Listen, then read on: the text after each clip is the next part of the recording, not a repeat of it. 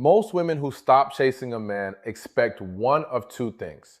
Either he comes running back or he disappears forever. And the dating advice world has convinced you that one of those outcomes is guaranteed. But here's what nobody is telling you. What actually happens inside a man's head when you pull back is far more complicated than either of those two options. It's not a love story. It's not a fairy tale. And it's definitely not as clean as the internet makes it look. What really happens is a psychological sequence, a series of thoughts, emotions, and realizations that unfold in stages.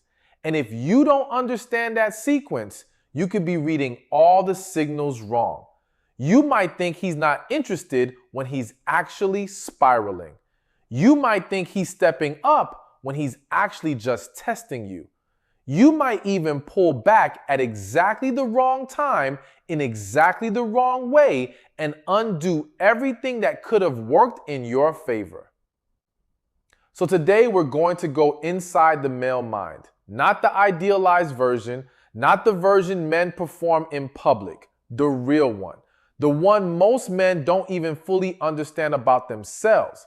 And by the end of this, you won't just know what he's thinking, you'll understand why he's thinking it, what it means for you, and what you should actually do with that knowledge. All right, let's get into this. Here's the thing people get wrong about this entire conversation.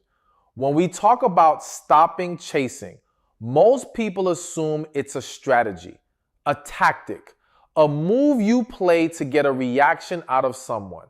And because it's framed that way, it gets lumped in with all the other games and manipulation techniques that frankly make the dating world exhausting.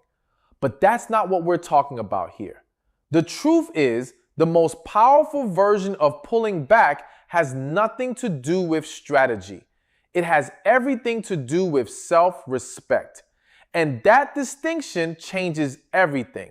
Because a man can feel the difference between a woman who is genuinely living her life, investing in herself, and raising her own standards versus a woman who read a tweet about playing hard to get and is now counting how many hours to wait before texting back.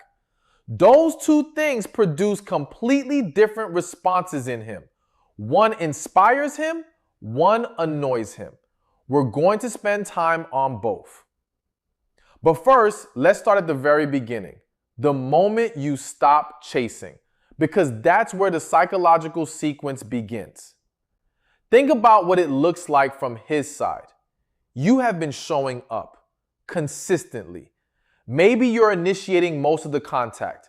Maybe you're making yourself available whenever he reaches out.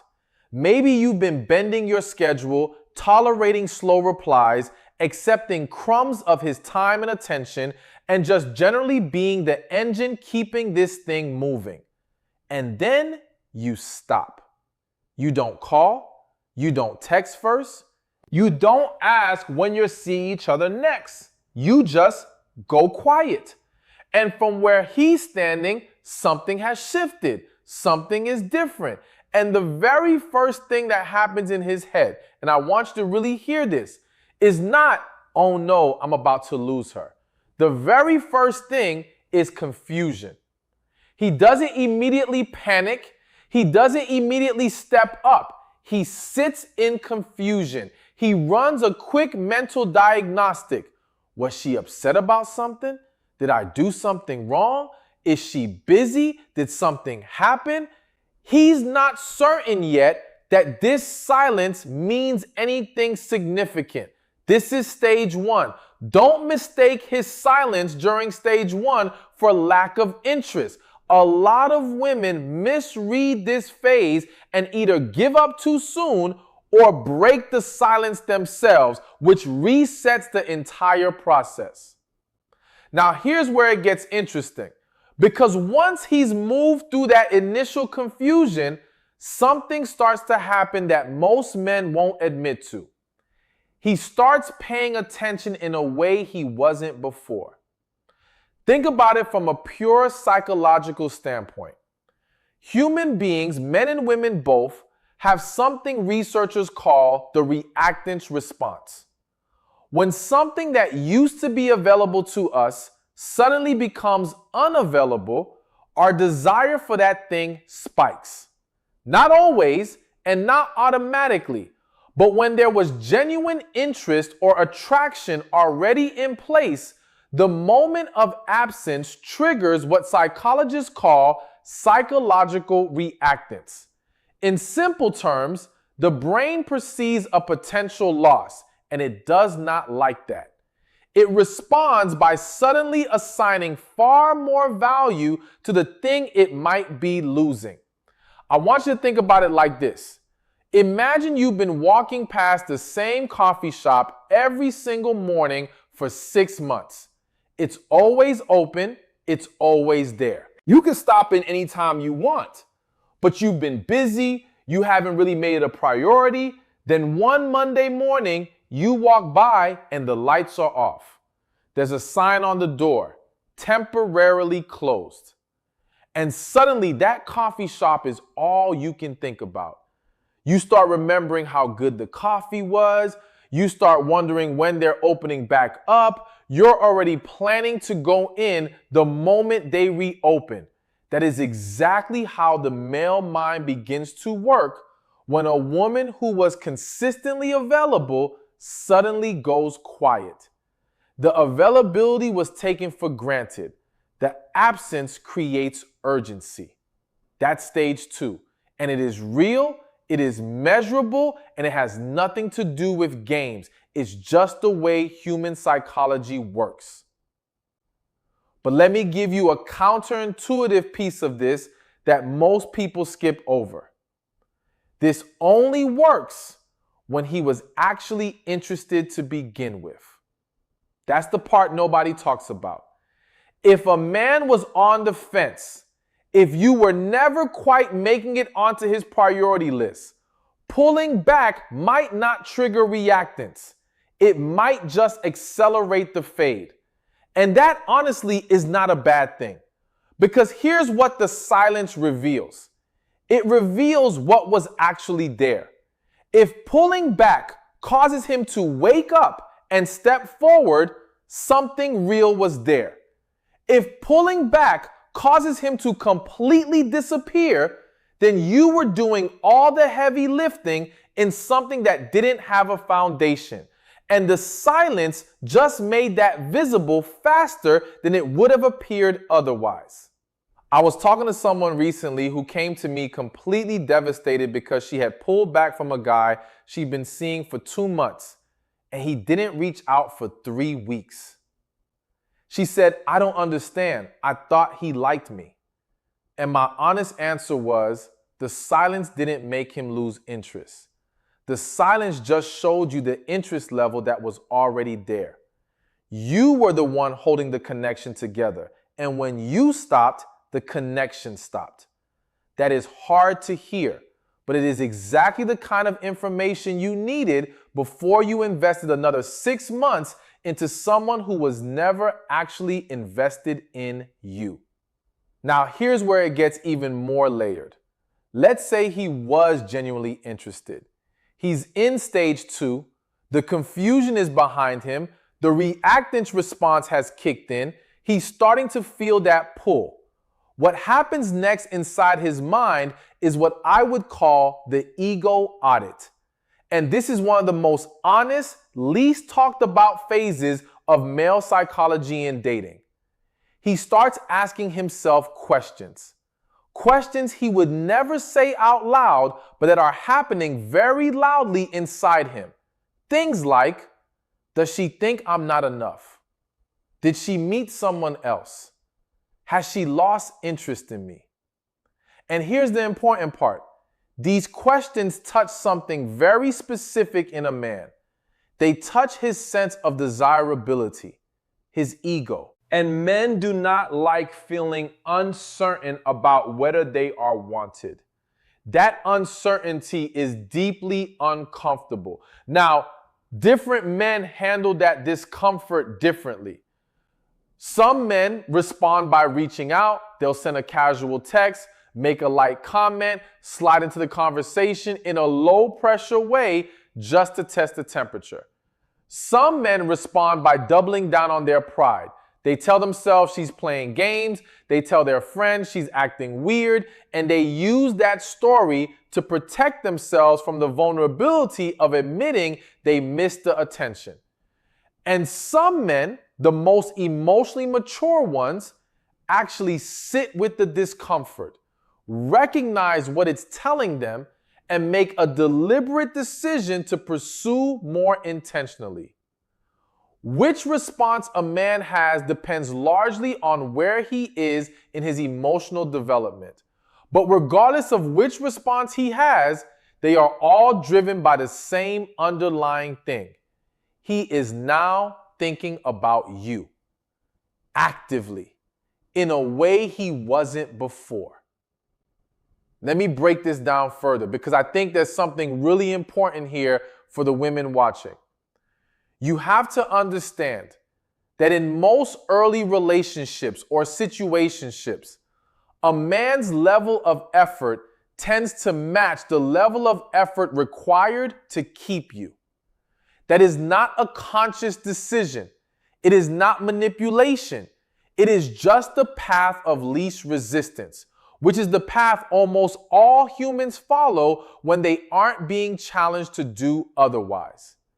If texting you once every 3 days is enough to maintain access to you, to your time, your attention, your energy, then that is what he'll do. Not because he doesn't like you, but because he hasn't been given a reason to do more. When you stop chasing, you are essentially removing the floor from under the dynamic. The minimum is no longer working. And now he has to actually evaluate, is this person worth more effort?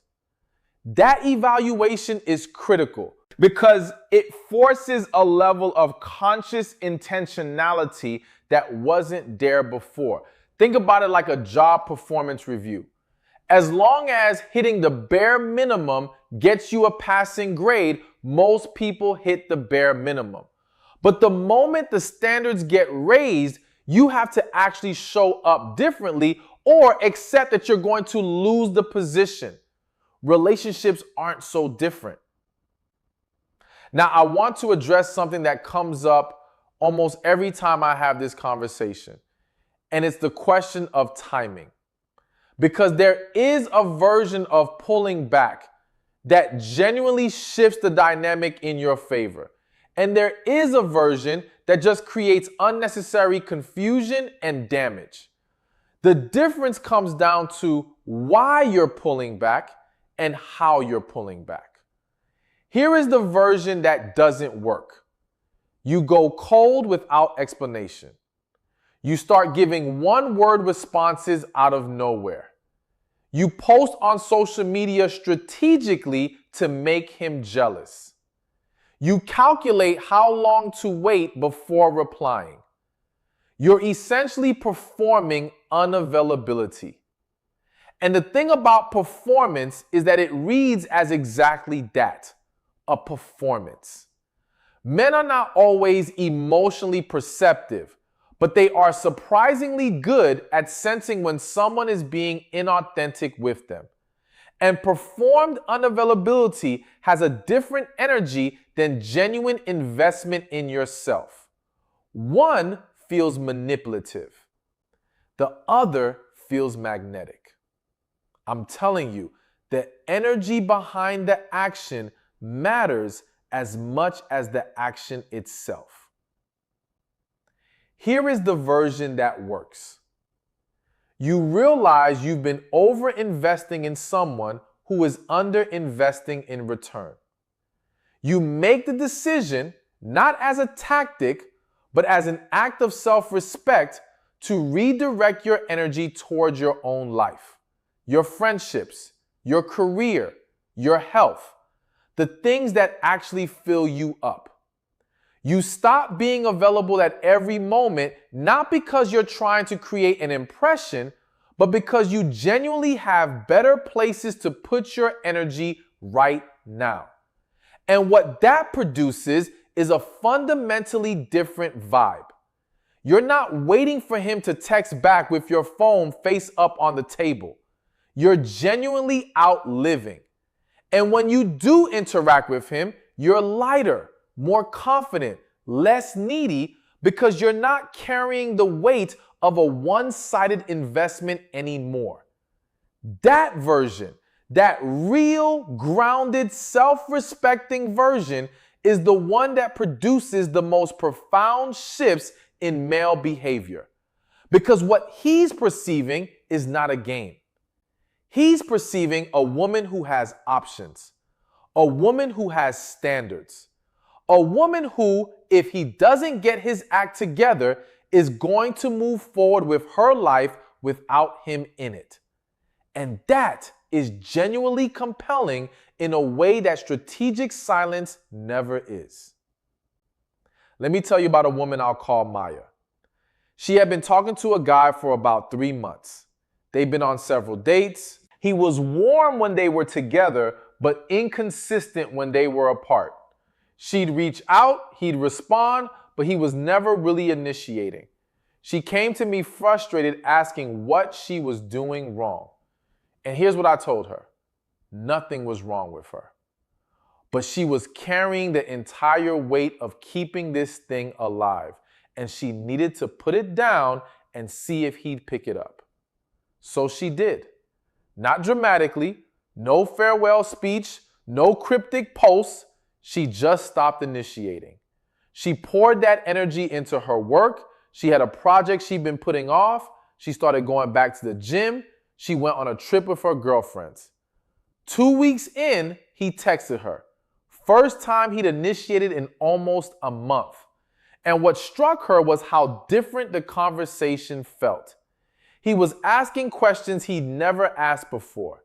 He was suggesting concrete plans. He was engaged in a way that he hadn't been. The dynamic shifted, not because she played a game, but because she'd stopped playing one. She'd stopped carrying his half of the connection, and without the support of her constant reaching out, he had to actually show up or accept that things were going to fade. He chose to show up. And here's the key detail. She felt completely different in that dynamic. She wasn't anxious. She wasn't wondering how he felt. She was in a position of genuine confidence because she had proven to herself that she didn't need him to reach out for her life to be full and good. And that confidence, he could feel it. Now let's talk about something that often gets glossed over. The internal monologue he's having with his friends. Because men talk to their friends about this. Maybe not the way women do, maybe not with the same level of emotional detail, but they absolutely talk. And the conversation usually sounds something like this. Bruh, she's been different lately. Or, I don't know, she seems like she doesn't care as much. And his friends, depending on what they're like, will either encourage him to step up or tell him she's playing games. The ones who tell him she's playing games are the ones who have never been in a genuinely healthy relationship. The ones who tell him to step up, those are the ones worth listening to. But here's the important point. Even when a man frames your pulling back as playing games in a conversation with his boys, he is still thinking about you. The framing is a defense mechanism. It's easier to say she's on her games than to say, I think I've been taking her for granted and now I'm scared she's moving on. Men protect their pride, especially in front of other men. But underneath that pride, what is actually happening is a reckoning with the possibility of loss. And that reckoning is productive. It is the exact kind of discomfort that leads to intentional action if the interest level is genuinely there. Let me bring up one more thing that is critically important and that I don't hear enough people talking about. The difference between love and a relationship. These are not the same thing. A man can have genuine feelings for you, real feelings, real attraction, real warmth, and still not be in a place where he is capable of building a healthy relationship. Love is an emotion. A relationship is a structure. And structures require consistent effort, intentionality, vulnerability, and the willingness to choose someone again and again, even when it's not convenient. Some men feel the love, but resist the structure. And when you pull back, what gets revealed is not just whether he feels something, it's whether he's willing and able to do something about it. That is the real test. Not will he text me, but will he show up differently, consistently over time? One text after 2 weeks of silence is not him stepping up. It's him testing whether the door is still open. What you're watching for is not a single action, but a sustained pattern of changed behavior. If he reaches out and the effort level is the same as before, inconsistent, minimal, comfortable, then you have your answer. The feelings may be real, but the relationship is not something he's choosing to build. And you deserve someone who is actively building towards you, not someone who is passively enjoying your presence when it's convenient. Now, I know some of you are watching this and thinking, what about attachment styles? What if he's avoidant? And that is a fair and important question because avoidant men behave very differently in this dynamic. And misreading an avoidant man's behavior can cause a lot of unnecessary pain. An avoidant man, when you pull back, may actually feel relief initially. His nervous system is wired to experience closeness as threatening. So when the closeness recedes, there is a brief period where he feels better, more comfortable, more regulated. But if there is genuine attraction and connection present, something interesting happens after that initial relief. He starts to feel the absence.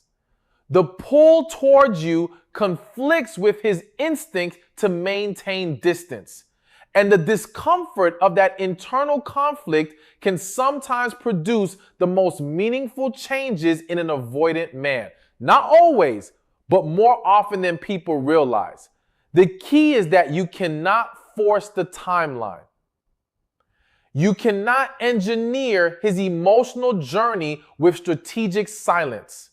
What you can do is be genuinely unavailable to anyone who is not meeting your needs, avoidant or otherwise, and allow the natural process of desire and pursuit to unfold without managing or manipulating it.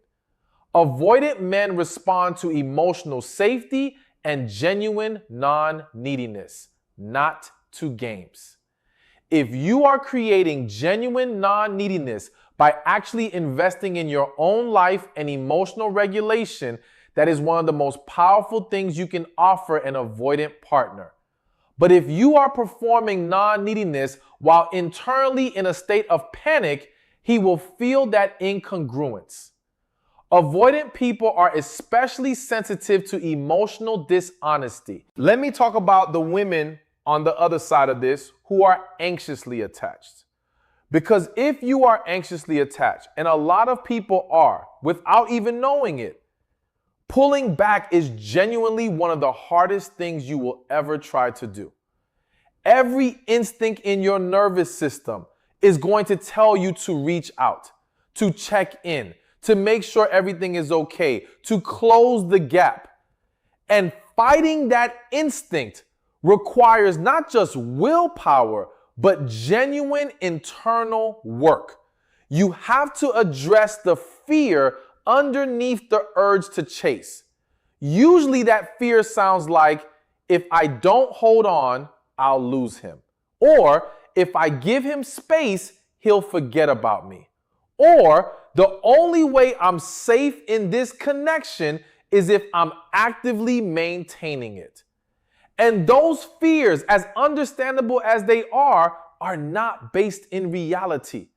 They are based in old patterns.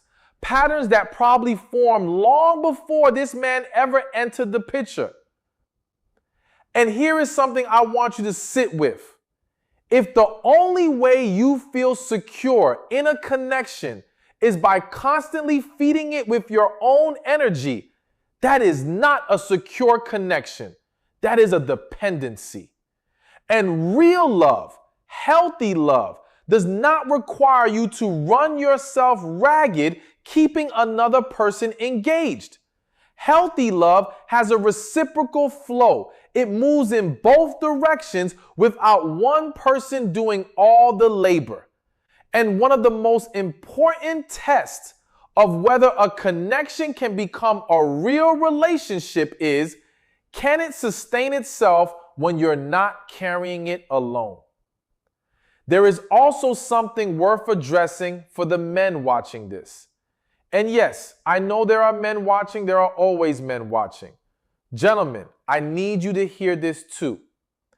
If a woman who was previously available and warm towards you suddenly goes quiet, do not default to pride. Do not immediately tell yourself she's on some games or she's switched up for no reason. Ask yourself, honestly, have I been showing up the way I should? Have I been matching her energy? Have I been taking the fact that she's there for granted? Because here is the truth of male psychology that men rarely want to admit. We are often not aware of how much we value something until the possibility of losing it becomes real. We are not always introspective in real time. We tend to become introspective when the feedback is impossible to ignore. A woman pulling back is feedback. And the question is not whether she's playing games. The question is whether you're willing to listen. If she matters to you, now is the time to act like it. Not just with a text. With a genuine shift in your level of presence and intentionality. Because she is watching not just for the initial response, but for what comes after it. Let me bring this back to the full picture. Here is what actually happens across the full sequence when you stop chasing a man who is genuinely interested. First, he notices. Not immediately sometimes, but he notices. Second, he feels confusion and runs through possible explanations. Third, the reactance response kicks in and the value he assigned to you gets recalibrated upward because availability is no longer guaranteed. Fourth, his ego does an audit. He starts asking himself questions about whether you're still interested and what that means for how he sees himself. Fifth, he either reaches out, testing the temperature, or he retreats into pride, which is still just a defense mechanism over genuine feeling.